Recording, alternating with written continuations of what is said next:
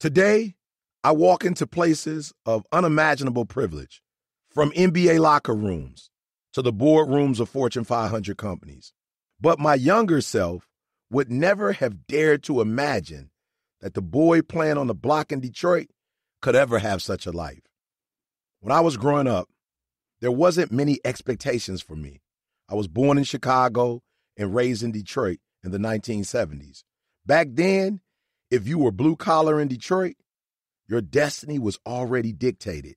You graduated from high school, you got a job at Ford, General Motors, or Chrysler, started a family, worked on the assembly line for the next 40 years, retired, and collected Social Security. That's how my life was supposed to go. And that wouldn't have been a bad way to do it.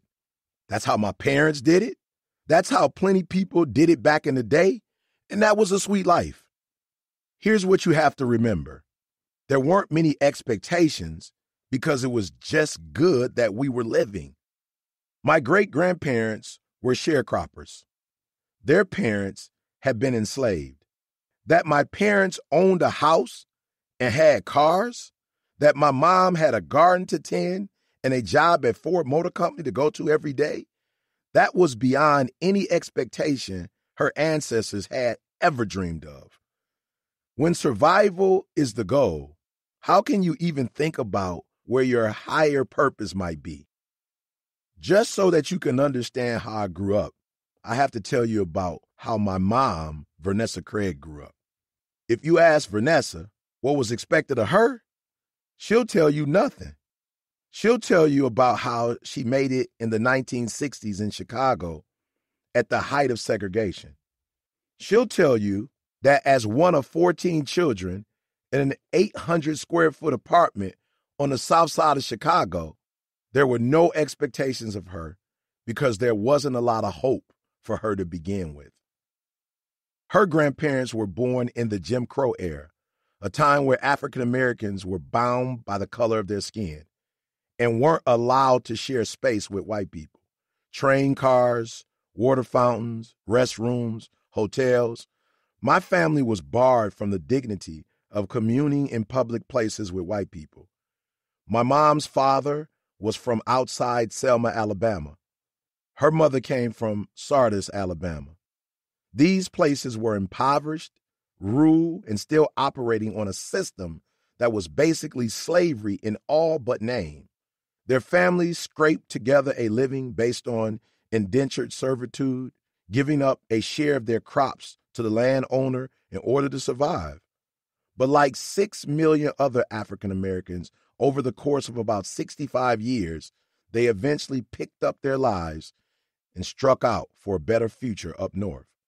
Both of my grandparents, Jesse McWilliams and Mary Craig, and their parents landed in Detroit around 1940. They'd all traveled by train as children up from Alabama and settled in a neighborhood called Black Bottom, which was famous for its tight-knit black community.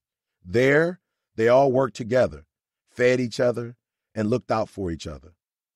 One of 8 children, Jesse McWilliams, the son of Eva and Aaron McWilliams, came over from Ireland with his parents during the potato famine. Jesse was biracial and lighter-skinned, passing as Cuban or Italian, so he could move through the world more freely than a black man might. My maternal great-grandmother, Kate Gardner, died giving birth to my grandmother, Mary Kate Craig. My mother talks about what a large hole it left in Mary's spirit and how she was withdrawn and distant most of her life. She never spoke about her past. The only child of her parents, Mary was raised by a stepmother who was essentially her wet nurse and had 10 other children with Mary's father, Fred. She always felt alienated. She couldn't connect to the rest of the family. I remember as a kid feeling that my grandmother was serious and businesslike, a true provider, focused on getting her family what they needed to make it to the next day. Of course, as a child, I didn't understand why my grandmother seemed so distant.